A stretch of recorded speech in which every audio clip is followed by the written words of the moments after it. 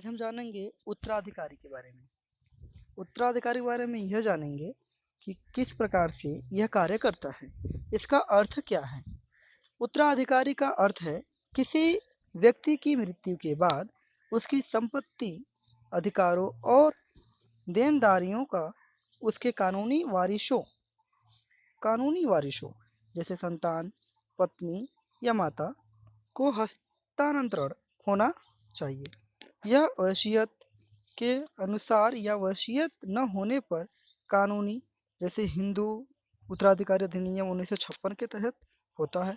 2005 के संशोधन के बाद बेटियों को पैतृक पैतृक मतलब पिता का जो संपत्ति है वो बेटों के बराबर अधिकार प्राप्त हुआ है। अब उत्तराधिकारी के कुछ बिंदु देख लेते हैं जो मुख्य हैं। इसका प्रकार देखते हैं पहले। तो ये दो प्रकार के होता है, वसीयतनामा और दूसरा है कानूनी नियमों के अनुसार जब वसीयत न हो। पहले तो वसीयतनामा और दूसरा जब वसीयत न हो उसके आधार पर।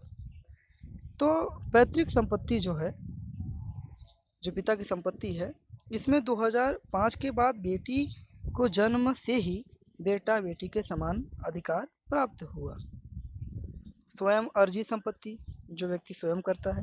यदि व्यक्ति ने खुद संपत्ति खरीदी है तो वह उसे किसी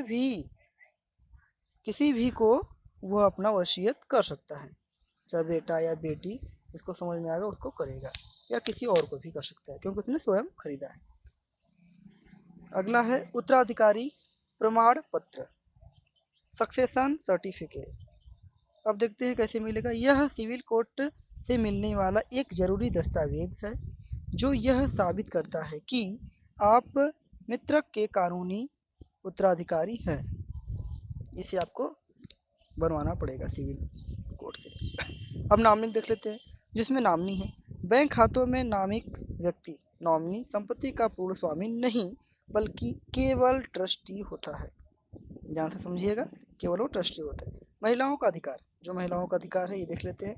हिंदू उत्तराधिकारी अधिनियम के तहत महिलाएं अपनी संपत्ति को पूर्ण स्वामी होती हैं जिसे वे अपनी इच्छा से हस्तांतरित कर सकती हैं।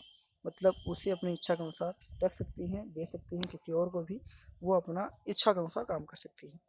और यह प्रमाण पत्र पाने की जो प्रक्रिया है देख लेते हैं क्या है। Succession certificate process. पहला है आपको याचिका दायर करना होगा सिविल कोर्ट में। जो सेक्शन है 372 के तहत आवेदन करना पड़ेगा।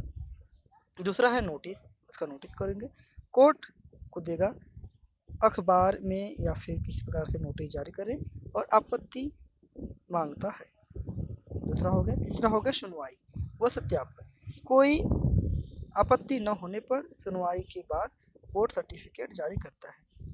पहले तो वो याचिका आप दायर कर देंगे सिविल कोर्ट में जाकर के, सेक्शन 372 के तहत आवेदन करेंगे। उसके बाद वह नोटिस जाहिर कर देगा अखबारों में या फिर आपके पास नोटिस भेज देगा कि कोई ऐसा तो नहीं है कि जो कि उस पर आपत्ति डाल सकता है कि नहीं ये गलत बोल रही है, झूठ बोल रही है, ऐसा वैसा कुछ भी। उसके बाद क्या होगा कि थर्ड, जब कुछ ऐसा चीज़ें नहीं होगी तो सब कुछ सही लगने पर जो कोर्ट है वो क्या करेगा, सुनवाई और सत्यापन। कोई आपत्ति न होने पर सुनवाई के बाद कोर्ट सर्टिफिकेट जारी करता है। तो इस प्रकार से ये आपको महिलाओं के लिए सर्टिफिकेट मिलने का बहुत ही सुनहरा मौका है और इस प्रकार से आप कर सकते हैं। और आने वाले समयों में बेटा और बेटी जो कहते हैं कि नहीं बेटियों के यहाँ कुछ नहीं है, तो ऐसा कुछ भी नहीं है, बेटी का पूरा हक है सन 2005 से। ठीक है।